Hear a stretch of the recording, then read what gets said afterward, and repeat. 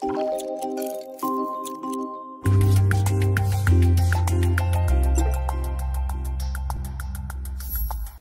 good morning. Among the educational session during this workshop, we'll see together during 10 minutes how do I interpret genetic sequencing in Vexas condition.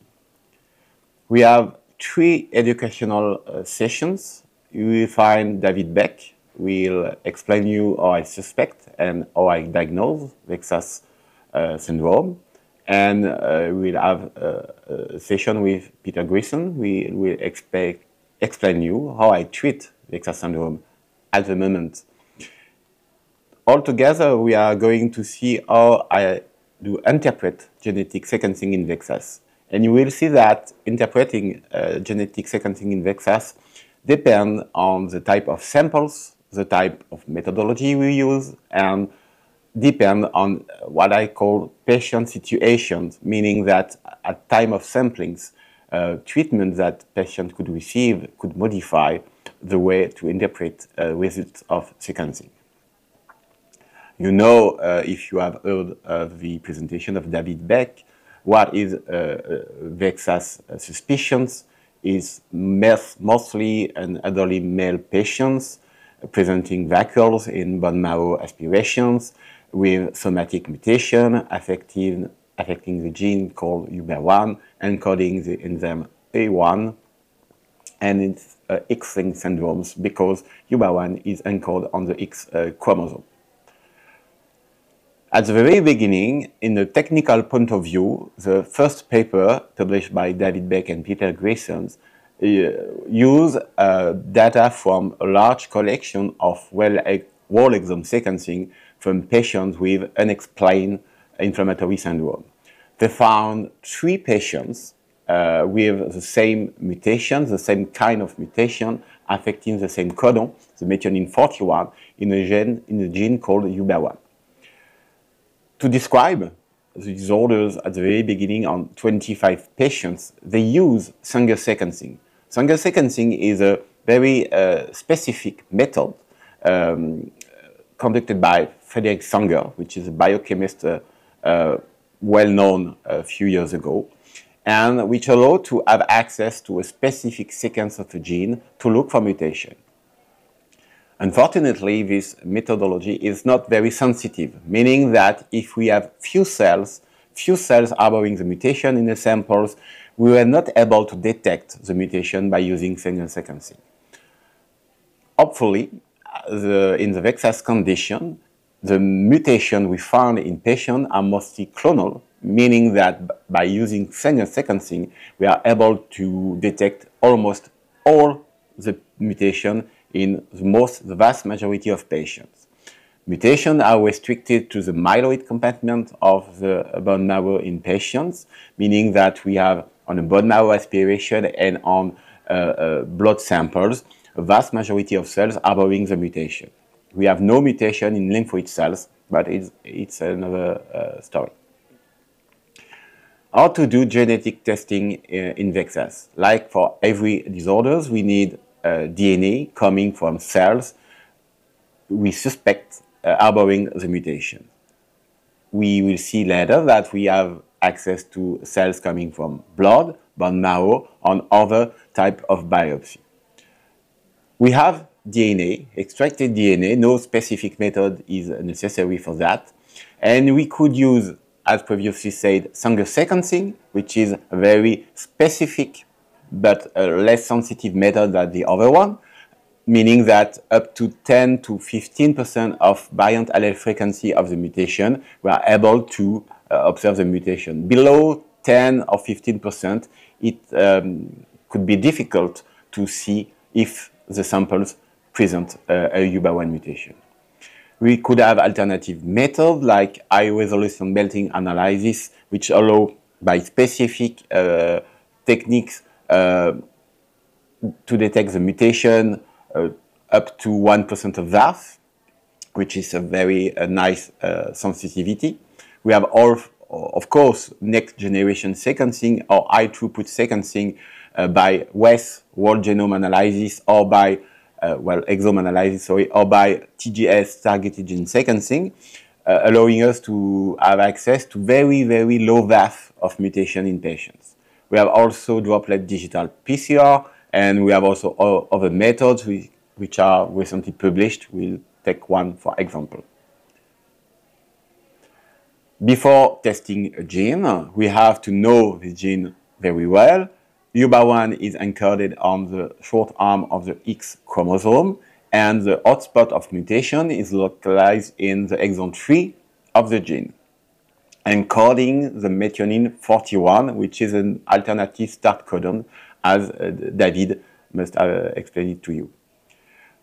Briefly, when you use Sanger sequencing by using primers, which are probes specific of the third exon of the gene, we are able to, in comparison to unmutated patient or to reference samples, to see, like you see on this slide, different type of mutation, changing the methionine 41 into valine, into threonine, into leucine, or almost and some specific mutation affecting the splicing site of the exon 3, leading all of them to the same pathophysiology that David explained it to you.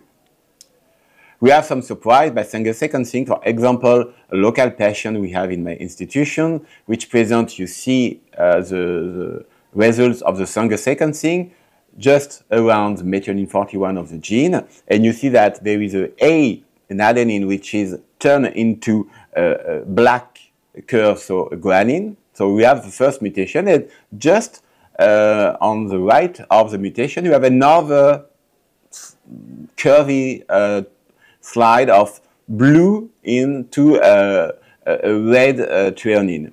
And when we do Sanger sequencing, we have this information, and we need to do some next generation sequencing in this example to see that in these patients we have two types of UBA1 mutation, which is very rare, but could exist. So most information are obtained on Sanger sequencing, and we have sometimes necessity to go through next generation sequencing, which allow a deeper analysis of the mutation.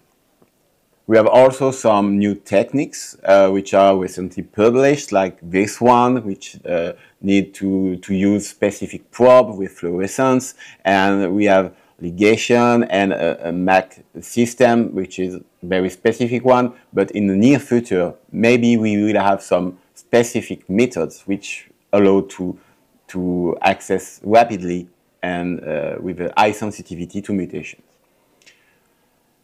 When we have DNA, we have mainly choice between Sanger sequencing in the first approach and next generation sequencing, differently to the sensitivity of the techniques, and we decided that we have to focus on mutation of the exon 3, especially the methionine 41, the mutation of the splice sites, which explain the pathophysiology of the disorders. What kind of UBA1 mutation could we detect? You know that we have mutation of the methionine 41, but we have also mutation outside this third exon of the gene, published by different teams, French and international collaborations, meaning that we have other mutations which are not clearly linked to Vexas syndromes, but which could be observed in patients with more or less inflammatory disorders.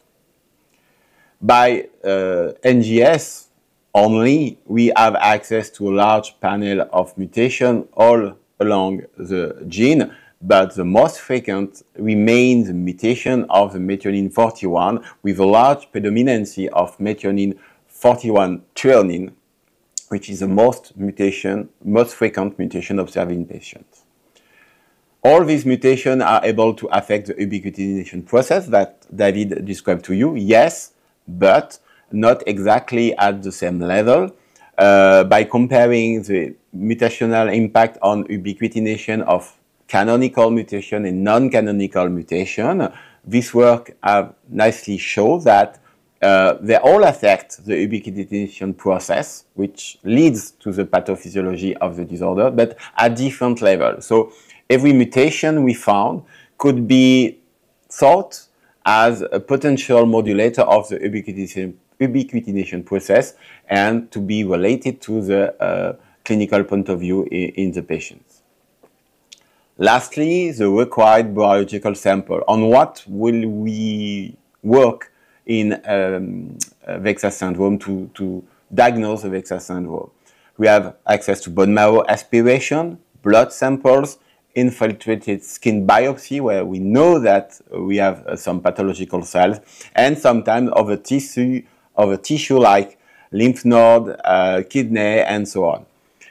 Each type of prelevement, depending on your institution, allows some additional experiment. For bone marrow aspiration, it's allow morphology to see vacuoles and cytogenetic analysis, for example. Blood samples allow also morphology, which are pushed by artificial intelligence at the moment, and some cytokine measurement.